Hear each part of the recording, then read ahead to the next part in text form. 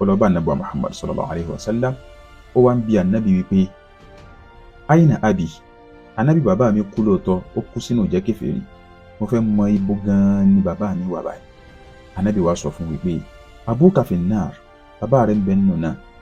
Ni arákùnrin yẹn bá bẹ̀rẹ̀ sí ní banújẹ́ wá pẹ̀yìn dáhùn lọ. ànábì ní ẹ bá ń pè wá. ànábì wá sọ fún wípé inna abi wa abaka finnar, dájúdájú bàbá mi àti bàbá rẹ̀ àwọn méjì ń bẹ nínú náà.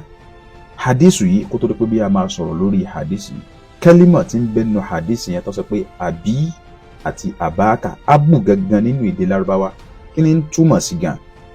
Kí ni Al-Qur'ani náà lò fún? Ẹ dákun, òun ni kẹjẹ́ ká kọ́kọ́ jọ wò náà. Nínú èdè lárúbáwá in tí abu ń túmọ̀ sí ó pọ̀.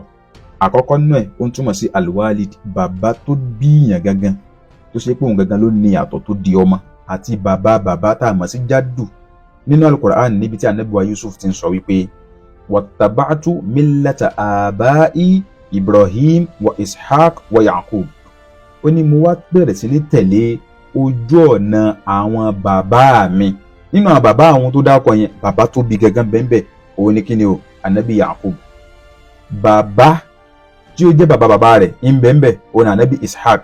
Bàbá rẹ̀ òun ni ànábì wa Ibrahim alayhi salam. Èyí tó wá jẹ́ ẹ̀rí ìpèsè lè lò fún al-khalu aw al-khala, ẹni tó jẹ́ ọmọ ìyá èèyàn. tó wọ́n bá tún sọ fún wa wípé wa rafa'a abawayhi ala al-arsh, wípé ànábì wa Yusuf nígbà tí Ọlọ́run bá gbà láàyè tán tí àwọn ẹbí rẹ̀ dé wá bá ní ìlú Misra, ó wá gbé bàbá rẹ̀ abawayhi, àwọn bàbá rẹ̀ méjèèjì, àwọn ní bàbá tó bí lọ́mọ gan ànábì Yaqub àti ẹ̀gbọ́n ìyá rẹ̀ lóbìnrin al-khala, nítorí pé ìyá rẹ̀ ti kú. Lẹ́yìn ìgbà tí ìyá rẹ̀ kú tán ni bàbá rẹ̀ tún wá fẹ́ ẹ̀gbọ́n ìyá rẹ̀. Ìyẹn ló wá àti bí ìyá fún, ló wá gbé àwọn méjèèjì sórí àga ọlá nígbà tí wọ́n ṣe kíni o, tí wọ́n padà wá bá ní ìlú Misra. Abu bákan náà ó tún túmọ̀ ẹ̀gbọ́n bàbá èèyàn. Lọ́nà wo ni? Níbi tí ànábì wa Yaqub alayhi salam tó ti ń sọ fún àwọn ọmọ rẹ̀ nígbà tí ikú dé pé kí lẹ́ẹ̀ máa sìn tí ń bá lọ tán. Àwọn ọmọ rẹ̀ wá ń sọ fún wípé na'budu ilahaka, a máa sin Ọlọ́run ọba tí wọ́n náà ń sìn náà ni, wa ilaha abaika, àti Ọlọ́run tí àwọn bàbá rẹ̀ tí wọ́n ń sìn. Àwọn wo làwọn bàbá rẹ̀ tí wọ́n dárúkọ? wọ́n ní Ibrahima wa Ismaila wa Ishaq. Ibrahim, ànábì wa Ibrahim, ó ń jẹ́ bàbá fún ànábì Yaqub. Ismail kí ló ń jẹ́? Òun jẹ́ ẹ̀gbọ́n bàbá fún ànábì Yaqub, nítorí pé àbúrò ànábì Ismail òun ni ànábì Ishaq. Ànábì Ishaq ló bí Yaqub. Ànábì Yaqub ní àwọn ọmọ rẹ̀ sì ń pe ànábì Ismail ní bàbá rẹ̀ ńbẹ̀. So tí ń túmọ̀ sí pé bàbá ń bí yìí ó ń túmọ̀ ẹ̀gbọ́n bàbá. Irú ẹ̀ bákan náà wa iz qala Ibrahim li abihi Azar, nígbà tí ànábì wa Ibrahim tó ń sọ fún bàbá rẹ̀ Azar. Tó bá yẹ pé bàbá tó bí ni kò ní ìdí kí wọ́n ṣe tó dárúkọ bàbá yẹn mọ́. So ọ̀hún á fẹ́ kó dàrú mọ́ wa lọ́wọ́, wọ́n ní li abihi, bàbá rẹ̀ èwo nínú wọn o, Azar. Azar yìí sì ní kì í ṣe bàbá tó bí ànábì wa Ibrahim, pẹ̀lẹ́rì tó pọ̀ ní Al-Qur'ani. Àwọn èèyàn lè máa rò pé táwọn ni bàbá ànábì Ibrahim, ṣe bí Azar tájọ ọmọ yìí náà ni. Rárá o, kì í ṣe Azar o. Àlàyé lórí ẹ̀ Al-Qur'ani gẹ́gẹ́ fúnra rẹ̀ báyìí náà ni ó ju ìta ni bàbá ànábì Ibrahim fún wa. Nínú Suratu Maryam, Ọlọ́run bá ń bá ànábì wa Muhammad sọ̀rọ̀ pé wadhkur fil kitab Ibrahim, máa ráwọn èèyàn létí nípa ọ̀rọ̀ ànábì Ibrahim náà, pàtàkì ànábì Ibrahim fún wọn. Ó wá bẹ̀rẹ̀ sí ní sọ nípa báwo ni ànábì Ibrahim ṣe lò pẹ̀lú bàbá rẹ̀ àti gbogbo àwọn olóòṣà àsìkò rẹ̀. Tá ànábì Ibrahim ń try láti convince bàbá rẹ̀ pé bàbá mi dákun, èwo ló ń ṣe èyí tó ń bọgi tó ń bọ̀pẹ̀ tí ò lè gbọ́rọ̀ tí ò lè ṣe kankan, kò lè láwájú Ọlọ́run, bàbá mi fílẹ̀. Tí bàbá yẹn lagídí pẹ̀lú ẹ̀ pé tó ò bá jáwọ́ Ibrahim ń sì ni wọ́n dé ọmọlẹ̀ wọ́n sì lé ọ lóko pa, ọ̀rẹ́ kò yá ètè sá fún mi kó lọ́dọ̀ mi nìsín. Bàbá wo ni ó ṣe bẹ́ẹ̀ fọmọ rẹ̀?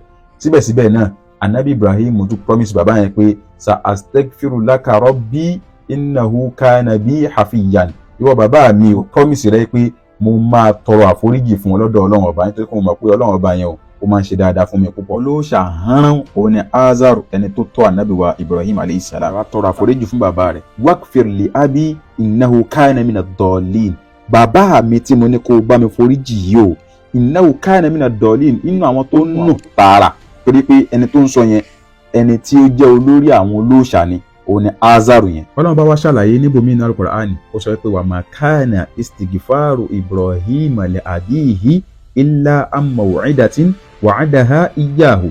wọ́n ní istighfaru tí anabi Ibrahim ṣe fún bàbá rẹ̀ yẹn nítorí pé ó ti promise ẹ̀ ní. falamma tabayyana lahu annahu aduwwun lillah. nígbà tó ti wá hàn sí anabi Ibrahim pé ọ̀tá ọlọ́run ọba paraku lélẹ́yìí òun àti ṣùgbọ́n kankan náà ni wọ́n ò lè rí ìyọ́nú ọlọ́run. tabarra'a minhu. ọlọ́run bá jẹ́ ká mọ̀ ní Al-Qur'ani pé anabi Ibrahim wá sá fún ó disown ẹ̀ pé ìwọ tí mo ń pè bàbá mi tẹ́lẹ̀ ó lè jẹ́ bàbá mi mọ́ ó lè tọrọ àforíjì fún mọ́. lẹ́yìn ìgbà yẹn anabi Ibrahim wáyé kí ni ó wá kúrò lọ́dọ̀ ẹ̀ pátápátá ó jìnà sí. lásìkò tá a dẹ̀ ń sọ yìí anabi Ibrahim wà ní ọ̀dọ́. ẹ̀yìn ìgbà yẹn ló fẹ́ ìyàwó òun àti ìyàwó rẹ̀ ìyá ńlá wa Sárátà wọ́n jọ wà papọ̀ fún ọjọ́ tó pẹ́ wọn ọ̀rọ̀ mọ bí. gbogbo àná ìlànà pé anabi Ibrahim dàgbà kó tó dé pé ó bímọ. pátá anabi Ibrahim wá bímọ tán tó jẹ́ anabi wa Ismail. tá anabi Ismail náà tún wá dàgbà ọlọ́run wá pa àwọn méjèèjì láṣẹ pé kí wọ́n mọ Kaaba. nígbà tí wọ́n mọ Kaaba tán anabi Ibrahim wá ń sọ ní Al-Qur'ani pé alhamdulillahi alladhi wahaba li ala al-kibari Ismail. mo dúpẹ́ lọ́dọ̀ ọlọ́run bó ti ṣe pé ìgbà tí mo darúgbó tán náà ló fún mi lánàbí Ismail. ọmọ ẹ náà tún wá dàgbà pẹ̀lú mi àtúwájọ ṣe iṣẹ́ olóore tó rán mi yìí ọlọ́run mo dúpẹ́ o. ó wá bẹ̀rẹ̀ sí ní ṣàdúà nínú àwọn àdúrà tó ṣe ibẹ̀ ló ti wá sọ̀rọ̀ bàbá tó bí gangan ló wá ní Rabbi firli ọlọ́run foríjì mi o wàlíwàlídáyà àti bàbá àti ìyá tó bí mi lọ́mọ. lẹ́yìn ìgbà tọ́lọ́run bá ti sọ fún anabi Ibrahim yìí pé ó gbọ́dọ̀ tọrọ àforíjì fún mùṣìríkí ìyẹn Azaru ìyẹn ọ̀tá ọlọ́run ni ṣùgbọ́n bàbá tó bí i lọ́mọ èèyàn tó mọ́ ni. ìtàn sì gbé wáyé pé orúkọ bàbá náà ń jẹ́ Tarih. bàbá yẹn kú ń gbà kékeré ẹ̀gbọ́n bàbá rẹ̀ ní Azara tó ń tọ́. ẹ sì mọ̀ pé ẹni tó bá jẹ́gbọ́n bàbá èèyàn kí la máa ń pè wọ́n dádì náà ni gbogbo wọn náà ni dádì nítorí pé àtẹ̀yẹ tó tọ́yàn àtẹ̀yẹ tí ò tọ́yàn dádì náà la máa pè. wàlìyẹtìm ẹni tó bá jẹ́ ọmọ òrukàn tó bá fẹ́ pe ẹ̀gbọ́n bàbá rẹ̀ tó ń ṣe kí ni o tó jẹ́ wàlíyùl amúrì rẹ̀ tó ẹ̀pọ̀n ló ń padà ń gbà á tọ́ kí ni ó pè àbí bàbá rẹ̀ náà ni ó máa pè. Al-Qur'an jẹ́ ká mọ̀ pé anabi wa Muhammad sallallahu alayhi wa sallam bàbá ló jẹ́ fún gbogbo àwa mùmínì pátápátá. nínú àwọn qira'atu shadha kan nínú aya Al-Qur'an tó ń sọ wípé annabiyu awla bil mu'minina min anfusihim wa azwajuhum ummahatuhum. wọ́n wá fi síbẹ̀ pé wàhúwà abun lahum. ó dá àwọn tún kọ̀ dámọ̀ rẹ̀ nínú rìwáyà míì pé annabiyu awla bil mu'minina min anfusihim wa huwa abun lahum wa azwajuhu ummahatuhum. kódà anabi jẹ́ ká mọ̀ nínú àwọn rìwáyà míì pé innama ana lakum bi manzilatil walid u'allimukum. èmi ànábì o mo wà ní ipò bàbá fún gbogbo yín ni níbi pé kí n máa kọ́ yín ní ẹ̀kọ́. ṣùgbọ́n bàbá níbí kì í ṣe bàbá tó bí wa tó dẹ̀jẹ̀ sí wa lórí o. bàbá níbi ká máa pọ́n lé òun ni ọ̀pọ̀lọpọ̀ àwọn àfáà ni wọ́n fara mọ́ bẹ́ẹ̀. Mujahid ọ̀kan nínú àwọn tábìín tó mọ tafsiri dáadáa jù ó jẹ́ ká mọ̀ yí pé kullu nabiyyin huwa abu ummatihi. gbogbo ànábì pátápátá òun náà ló jẹ́ bàbá fún gbogbo àwọn ìjọ rẹ̀. kí wàá lè rí tó mú wá ní Al-Qur'ani òun náà ni ọ̀rọ̀ ànábì wa Lut nígbà tí àwọn ìjọ rẹ̀ ọkùnrin wọ́n bá ọkùnrin lájọṣepọ̀ wọ́n ń ṣe gay.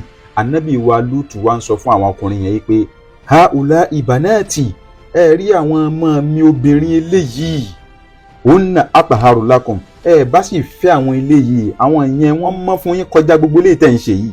àwọn òdèlà ànábì wa Lut ń nawọ́ sí àwọn tó jẹ́ obìnrin nínú àwọn tí wọ́n gbà fún nínú àwọn ìjọ rẹ̀ ni. ká wá padà síbi hadisu inna abi wa abaka finnar tí ànábì ń sọ fún lárúbáwá yẹn pé bàbá rẹ̀ àti bàbá mi dájúdájú wọ́n wà nínú ná lọ́wọ́. ojú méjì làwọn afáàfi wo hadith yẹn o. ojú àkọ́kọ́ òun ni pé àbí tí ànábì ló bẹ́ẹ̀ pé bàbá mi yẹn á tún ní ẹ̀gbọ́n bàbá ànábì wa Muhammad ni nítorí wípé aya Al-Qur'an kan ti wá pàyàn tó jẹ́ ká mọ̀ pé ẹ̀gbọ́n bàbá ànábì kan yóò ó ṣe kí ni ó wà nùnà. odidi súrà kan lọ́wọ́ bá bùn òun náà ni Suratul Masad níbi tọ́lá ọba ti sọ pé tabbat yada abi lahabin wa tabba. ẹ̀gbọ́n bàbá ànábì ni Abu Lahab ó sì ṣe ṣùtáfà ànábì púpọ̀. ọlọ́run bá sì ti jẹ́ ká mọ̀ pé kódà odidi súrà ni ló fún pé ìwọ Abu Lahabi o tiẹ̀ ti wọ náà rẹ́ dì sayasla naran zata lahab. ojú kejì táwọn afáàfin wò òun ni pé tábà wá tú ní alwalid pé bàbá tó bí ànábì wa Muhammad. àkọ́kọ́ wọ́n jẹ́ ká mọ̀ pé hadisu yóò hadisu ahadu ni wala yuhtaju bihi. wọ́n yé sì fi hadisu ahadu wọ́n yé fi ṣe ẹ̀rí nínú nǹkan tó lè sọ̀yàn sínú ná. ẹlẹ́ẹ̀kejì wọ́n ní hadisu yìí o ṣáàzù ni hadisu ṣáàzù ni hadisu tó yẹ pé bàbá wo chain àwọn tí wọ́n gbà wá lóòótọ́ ó correct àwọn chain tó gbà wá ṣùgbọ́n ó tako nǹkan kankan tó lágbára jùlọ òun náà ní kí ni o aya al-Qur'ani àwọn aya tó bá wa sọ̀rọ̀ nípa àwọn alul fatra àwọn alul fatra àwọn tó ṣe yí pé ìjíṣẹ́ ànábì kan kò bá wọn ànábì kan tó ṣáájú wọn ni àbá ànábì kan tó yẹ kí ni o tó ń bọ̀ lẹ́yìn wọn wọ́n wà láàrin ànábì méjì kan tá a dẹ̀ mọ̀ yí pé ànábì wa Ismail alayhi salatu wassalam látìgbà tó ti lọ ọlọ́run ọba ò gbé ànábì kankan dìde láàrin àwọn lárúbáwá mọ́ tó fi wá ka ànábì wa Muhammad sallallahu alayhi wa sallam more than 2000 years sì ló wà láàrin òun àtànábì wa Muhammad sallallahu alayhi wa sallam gbogbo àwọn ànábì yòókù tọ́lọ́run bá wá rán wa ọlọ́run bá ń jẹ́ ká mọ̀ yí pé òun rán wọn sáwọn ìjọ kan ni Bani Israila sì ni èyí tó pọ̀ jù ní ọ̀pọ̀lọpọ̀ wọn Bani Israila ọlọ́run bá rán wọn sí. ànábì tọ́lọ́run bá rán gbẹ̀yìn fún àwọn Bani Israila gan-an òun lànábì Isa alayhi salam láàrin òun àtànábì wa Muhammad 600 years wà ń bẹ tó ń jẹ́ ká mọ̀ pé àwọn kan wà láàrin yẹn tó ṣe pé kí ni o mẹ́sẹ̀jì ọlọ́run ọba ò dé bá wọn ọlọ́run ọba wọn jẹ́ ká mọ̀ ní suratu Yasin wípé innaka laminal mursalin ìwọ ànábì wa Muhammad o àárín ẹ̀ ń ṣẹ́ o ala siratin mustaqim lórí ọ̀nà òdodo náà sì ni tanzilal azizir rahim litunzira qauman kó bá lè lọ jíṣẹ́ kó bá lè lọ fọ̀nàmọ̀ kó bá lè lọ kìlọ̀ qauman fún àwọn ìjọ kan o ma unzira aba'uhum wọn ò kìlọ̀ fún àwọn baba ńlá bàbá wọn wahum gafiluna anir risala wọn fọnú fọ́ra wọn mọ kí ni wọ́n ń pè ní mẹ́sẹ̀jì látọ̀dọ̀ àwọn ọlọ́run tí wọ́n ń bá wa sọ́nà alukurani bòmí pé wa ma kunna mu'azzibina hatta nab'asa rasula tá a bá ti rán òjíṣẹ́ kan lọ bá àwọn ìjọ kan ipe lọ jíṣẹ́ fún wọn kó wá jíṣẹ́ fún wọn tán àwa ò ní fìyà jẹ anybody àní jó wọn níná àní sọ wọn sínú ná ibẹ̀ ni àwọn àfáà ti wá mọ̀ pé gbogbo àwọn tó jẹ́ alul fatra o kulluhum najun gbogbo wọn là kúrò níbi kan wọná gbogbo wọn pátápátá ni wọn ò ní wọná. kọ́ńdà kan wà tó jẹ́ qa'idatun usuliyyatun muttafaqun alayha gbogbo àwọn àfáà ló panu pọ̀ lé lórí kọ́ńdà yìí ó dá àwọn Mu'tazila gan panu pọ̀ lé lórí kí ni kọ́ńdà náà òun náà ní pé al-anbiyahu kulluhum munazzahuna anil kufri bi anwa'ihi ipe gbogbo àwọn ànábì pátápátá o ma'sumuna minal kufr ìjẹ́ kèfèrí gbogbo ọ̀nà tó pín sí a lè fi tì sára ànábì kankan ìjẹ́ kèfèrí ó pín sọ́nà mẹ́ta àkọ́kọ́ al-kufru bit-taba kéèyàn ó jẹ́ kèfèrí látara pé bíyá bàbá rẹ̀ kèfèrí àdìsí ànábì wa Muhammad tó sọ pé kullu mawludin yuladu ala fitra gbogbo ọmọ tó bá ti ń bí báyìí a máa bí lórí pé kò mọ̀ ń pa ẹ̀sìn kankan bàbá rẹ̀ àti ìyá rẹ̀ lọ́wọ́ lè padà wá sọ́ di yẹ̀wúdí àbí kó sọ́ di nàṣọ́ra àbí kó sọ́ di mọ̀júsí àwọn náà máa padà gbé sórí ẹ̀sìn tí wọ́n ń sìn wọ́n mọ̀ pé kèfèrí ọmọdé yẹn ní alukófòrò bit-taba ẹlẹ́ẹ̀kejì alukófòrò asli nígbà tó bá ti dàgbà dáadáa kèfèrí gangan nu ẹlẹ́ẹ̀kẹta oníkíni alukófòrò bir-ridda ẹni tó yẹ kó ti jẹ́ mùmíní tẹ́lẹ̀ tó wá sọ pé òun ò tiẹ̀ wá ṣe islam yìí mọ́ tó wá padà wá di kèfèrí ìjẹ́ kèfèrí mẹ́tẹ̀ẹ̀ta yẹn kò gbọ́dọ̀ so mọ́ ìkankan nínú àwọn ànábì ọlọ́run so ló fi jẹ́ pé ànábì wa Muhammad sallallahu alayhi wa sallam tá a bá pe bàbá rẹ̀ ní mùṣírikí a bá pe àbí ìyá rẹ̀ àbí ìbọn tá a bá pe wọn ní kèfèrí àṣẹ pé ńgbà tá ànábì ń dàgbà bọ̀ ànábì ti fìgbà kan jẹ́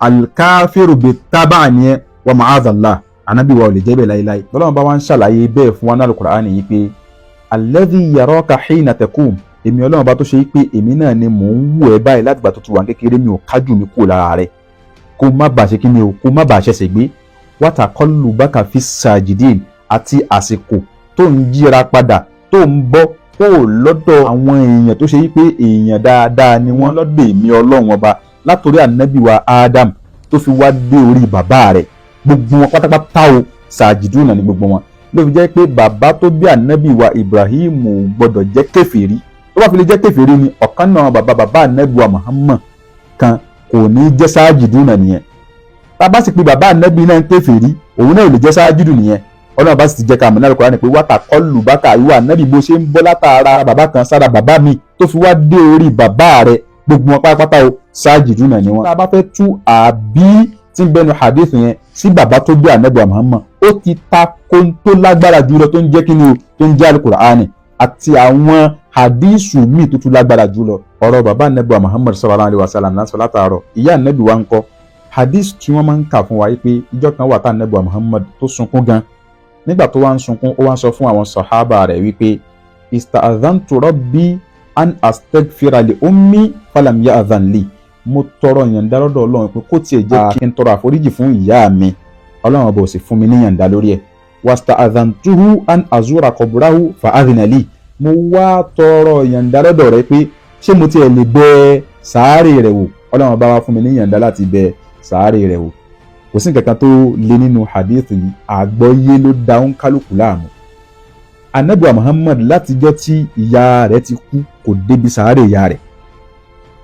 èèyàn wá ń lọ lọ́nà ó wá ní pé tọ́ Ọlọ́run dákun ṣé mo lè ya ibẹ̀ yẹn because ó wà lórí mission ni, ṣé mo lè ya ibi sàárè ìyá mi kí n lọ wò ó sì lọ ó dé ẹ wá sọ pé ó ń sunkún. kọ́ mọ kó rántí ìyá ẹ̀, kó rántí gbogbo àwọn àsìkò tó ti jẹ́ lò papọ̀ pé àsìkò tí gbogbo nǹkan wá ń dùn yìí ò wá sí láyé mọ́, yóò máa sunkún.